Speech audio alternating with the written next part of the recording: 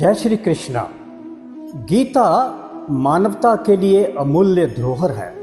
इसके उपदेश हर युग में मनुष्य के लिए मार्गदर्शक है। ये ज्ञान, भक्ति और कर्म का दिव्य संगम है। ये मानव जीवन को सत्य और धर्म का मार्ग दिखाती है। इसके एक एक श्लोक में गहन आध्यात्मिक ज्ञान छिपा है। गीता कठिन परिस्थितियों में धैर्य और साहस का संचार करती है। ये जीवन के कर्तव्यों को निस्वार्थ भाव से निभाने की प्रेरणा देती है। गीता मन को शांति और आत्मा को प्रकाश प्रदान करती है। ये मानव मात्र को मोह और अज्ञान से दूर रहने का संदेश भी देती है। सबसे बड़ी बात यह है कि गीता के ज्ञान से जीवन में संतुलन और सदाचार आता है।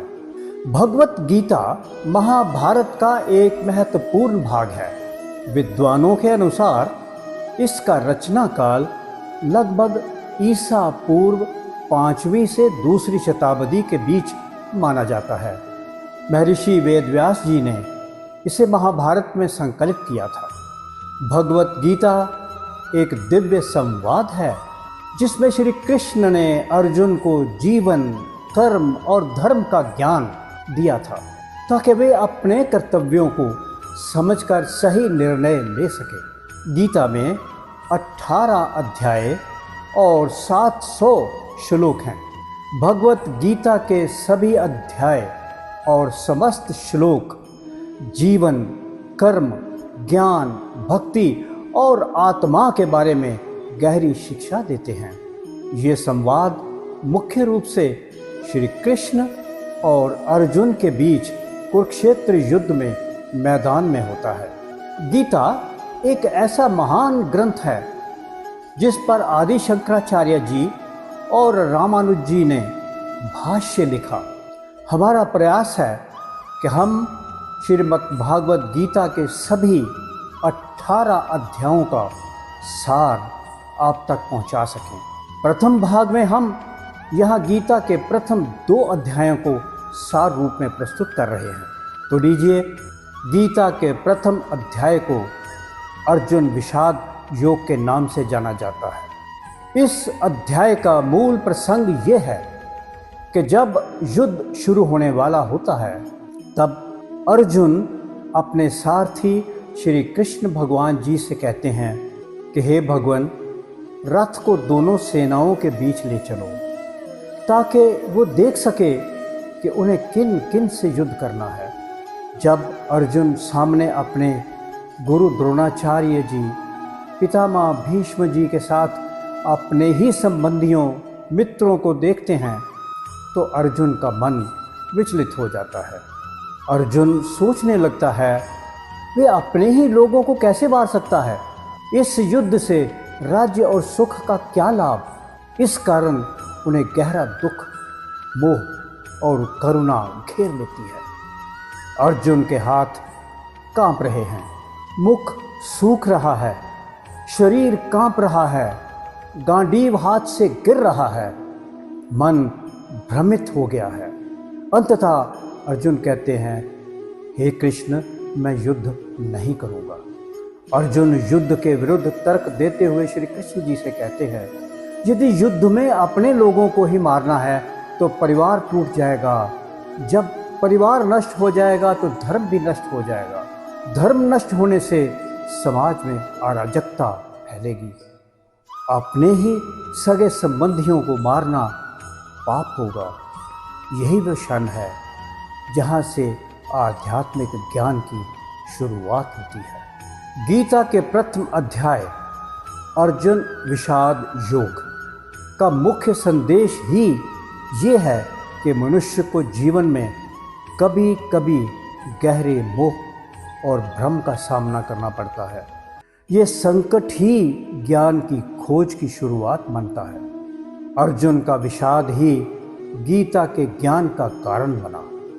ये अध्याय केवल युद्ध का वर्णन नहीं है, बल्कि मानव जीवन की एक ऐसी गहरी समस्या को दर्शाता है जब मनुष्य कर्तव्य और भावनाओं के बीच फंसकर रह जाता है और सही निर्णय नहीं ले पाता और भ्रम और दुख से भर जाता है, वही स्थिति अर्जुन विषाद कहलाती है।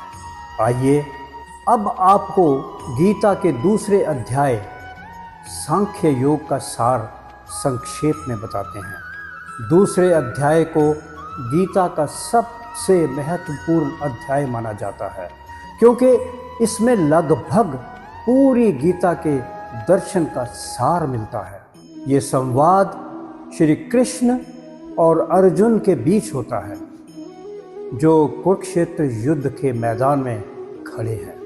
पहले अध्याय में अर्जुन निराश होकर कहते हैं कि श्री कृष्ण वो युद्ध नहीं करेंगे। तब श्री कृष्ण अर्जुन से कहते हैं, ये कमज़ोरी तुम्हें शोभा नहीं देती पार्थ, ये कायरता है। श्री कृष्ण अर्जुन को उनके कर्तव्य की याद दिलाते हुए आत्मा का ज्ञान देते हुए बताते हैं कि आत्मा अमर है अर्जुन। आत्मा ना तो मरती है ना ही जन्म लेती है, केवल शरीर नष्ट होते हैं, लेकिन आत्मा नहीं। जैसे मनुष्य पुराने कपड़े छोड़कर नए कपड़े पहनता है, वैसे ही आत्मा पुराने शरीर को छोड़कर नया शरीर धारण करती है अर्जुन। इसका अर्थ है कि मृत्यु अंत नहीं है, ये तो केवल देह का परिवर्तन है। यही श्री कृष्ण ने अर्जुन से कहा था, पार्थ, जो जन्म लेता है उसकी मृत्यु निश्चित है, और जो मरता है उसका जन्म भी निश्चित है। इसलिए मृत्यु पर अत्यधिक शोक करना उचित नहीं है। तुम तो एक क्षत्रिय हो और तुम्हारा धर्म है धर्म की रक्षा करना। यदि तुम युद्ध से भागोगे तो लोग तुम्हें कायर कहेंगे पार्थ। यही श्री कृष्ण अर्जुन से कहते हैं, तुम्हारा अधिकार केवल और केवल कर्म करने में है, फल पर नहीं। अपना कर्तव्य करो पार्थ, परिणाम की चिंता तो मुझ पे छोड़ दो। भगवान श्री कृष्ण योग को परिभाषित करते हुए कहते हैं कि सफलता और असफलता दोनों में समान रहना ही सच्चा योग है। मनुष्य को बुद्धि से कर्म करना चाहिए। यदि मनुष्य लोभ, मोह, भय से प्रभावित होकर कर्म करता है तो वे दुख में फंस जाता है, लेकिन यदि वो बुद्धि और विवेक से कर्म करता है तो वो मुक्त हो जाता है। इसी संवाद के बीच अर्जुन ने पूछा कि स्थित प्रज्ञ व्यक्ति कैसा होता है? तो भगवान श्री कृष्ण बताते हैं कि ऐसा व्यक्ति इच्छाओं से मुक्त होता है, सुख और दुख में समान रहता है, क्रोध नहीं करता, इंद्रियों को नियंत्रित करता है। यहीं श्री कृष्ण एक महत्वपूर्ण चेतावनी भी देते हैं। यदि मनुष्य विषयों के बारे में सोचता है, उनसे आसक्ति पैदा होती है, आसक्ति से इच्छा होती है, इच्छा से क्रोध होता है, क्रोध से बुद्धि नष्ट हो जाती है और अंत में मनुष्य का पतन हो जाता है। तो ये था हमारा पहला एपिसोड, जिसमें हमने 2 अध्यायों के बारे में आपको जानकारी देने की कोशिश की। हम अपने अगले वीडियो में आपकी सेवा में श्रीमद् भागवत गीता के 3, 4, 5वें और 6 4 अध्यायों का सार प्रस्तुत करने का प्रयत्न करेंगे। तो बने रहिए हमारे साथ और हमारा अगला कार्यक्रम देखना ना भूलिएगा। जय श्री कृष्णा, जय श्री कृष्णा, जय श्री कृष्णा।